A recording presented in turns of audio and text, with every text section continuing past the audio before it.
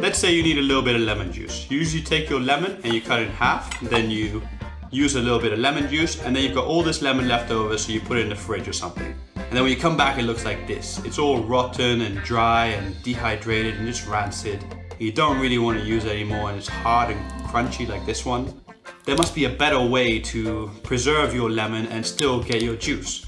Well, there is. This is how. You take your lemon and you roll it, and then you want to take a sort of pin and just poke it in the bottom of the lemon, the exact bottom where the point is here. And then you squeeze and all the lemon juice you want just pours out. Now the great thing is it's got a very small little hole in it now, so oxygen can't really get into it and make it rot, so it will stay fresher for longer. Sometimes you want to spread some butter, but when you take it out the fridge, the butter is super hard and really hard to spread. This is super annoying. So what do? You usually just pop it in the microwave, but the issue with this is it always seems to over melt the butter and make it into a big soupy mess just like this.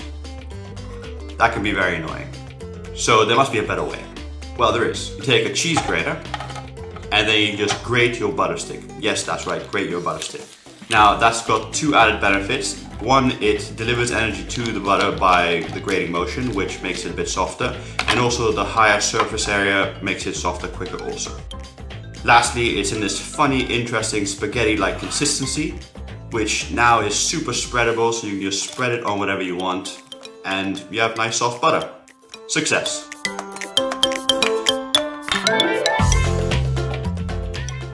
You just take a knife and a potato and you put them together and just twirl the potato around while you cut into the skin just softly in a circular motion.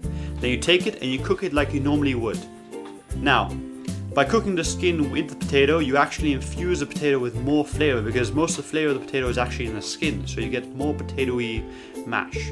And once you've cooked it, you can just pull the skin off just like this. And it's so much more efficient, you don't waste any potato, and it's much quicker than peeling it. Take a hard-boiled egg, place it in a jar, add a little bit of water to cover. Then you just place your hand over the jar and shake it like mad. And once you're done, which is pretty soon, you just take the egg out and the shell is basically falling off the boiled egg. And it's that easy to remove. Alright. Trick number 5, staying on the same shaking idea. This is a garlic bowl, and I'm just going to place it in a jar, and again, shake like mad.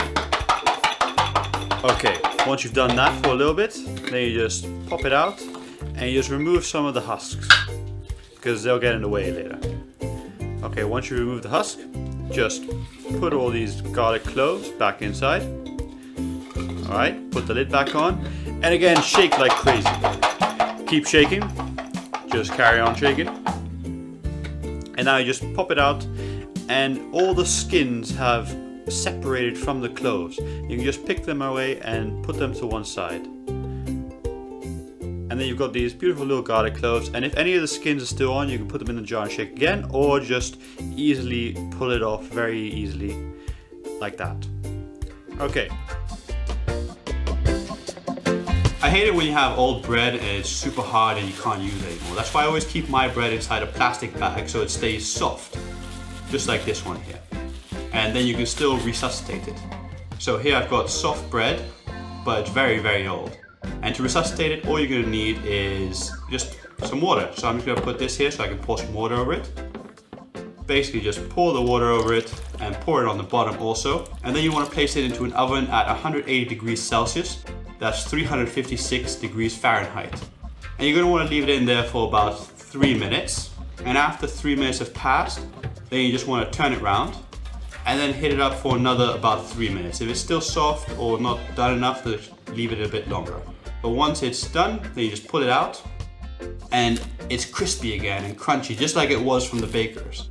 And the inside is nice and soft and tender and steamy and just delicious fresh bread. And this is like an old bread. This is like a week old, really. But it's super usable again and just great to use. So give this a try at home and let me know what you think. For this trick, let's assume you can't find your bottle opener, but you do happen to find your blowtorch.